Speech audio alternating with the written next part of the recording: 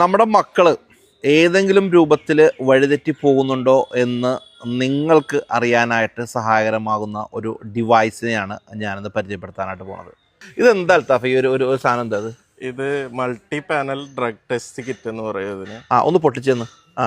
Multi panel drug test kit. Okay. എന്താ അൽത്താഫിന്റെ പ്രത്യേകത എന്താ? ഒന്ന് പൊട്ടിക്കാതെ ആദ്യം ആൾക്കാരൊന്ന് കാണട്ടെ. ഡ്രഗ്സ് ഉപയോഗിക്കുന്ന ആളുടെ യൂറിനിൽ നിന്ന് 10 തരം ഡ്രഗ്സ് ഡിറ്റക്ട് ചെയ്യാൻ പറ്റുന്ന ഒരു കിറ്റാണ്. ഓക്കെ.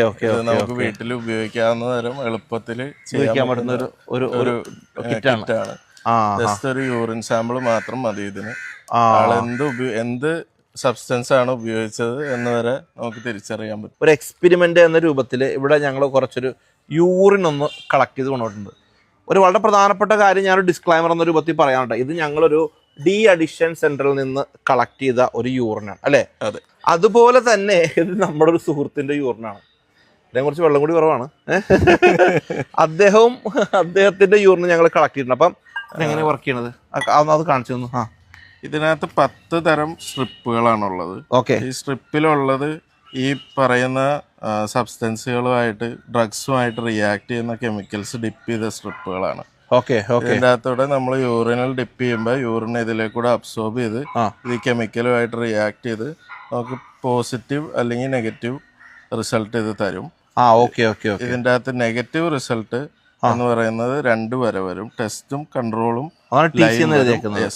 ടെസ്റ്റ് ലൈൻ വരാതിരുന്നാൽ അയാൾ ആ ഡ്രഗ് ഉപയോഗിച്ചിട്ടുണ്ട് എന്നാണ് അതിന്റെ അർത്ഥം. വന്നു കഴിഞ്ഞാൽ നെഗറ്റീവ് ആണ്. ആദ്യം തന്നെ നമ്മുടെ മക്കളൊന്നും ഈ ഒരു അവസ്ഥയിലേക്ക് പോകാതിരിക്കട്ടെ എന്ന് നമ്മൾ പ്രാർത്ഥിക്കുന്നു. ഇനി ഏതെങ്കിലും ഒരു സാഹചര്യത്തിൽ അവരങ്ങനെ കൂട്ടുകെട്ടിലൊക്കെ പെട്ട് കഴിഞ്ഞാൽ ഇതൊരെണ്ണം വാങ്ങിച്ച് നിങ്ങൾ വീട്ടിൽ വെക്കട്ടാ.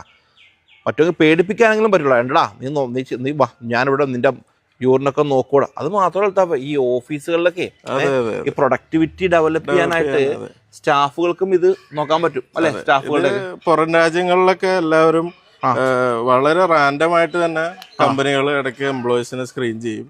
പുതിയ എടുക്കുന്ന ആൾക്കാരെ സ്ക്രീൻ ചെയ്യും. പിന്നീട് അയാള് നമ്മുടെ സ്റ്റാഫിൽ കയറിയിട്ട് പിന്നെ ബാക്കിയുള്ള സ്റ്റാഫിനെ ഇൻഫ്ലുവൻസ് ചെയ്യാതൊക്കെ നോക്കും. അപ്പൊ അങ്ങനെയൊക്കെ അപ്രൂവൽ ഒക്കെ ഇതിനുള്ളതാണ്. ഇതിന് FDA അപ്രൂവൽ ഉണ്ട്. നമ്മുടെ നാട്ടില് ഇങ്ങനെ ഒരു സാധനം ഇറങ്ങി തുടങ്ങാത്തത് കൊണ്ട് ആൾക്കാർക്ക് അറിയില്ല.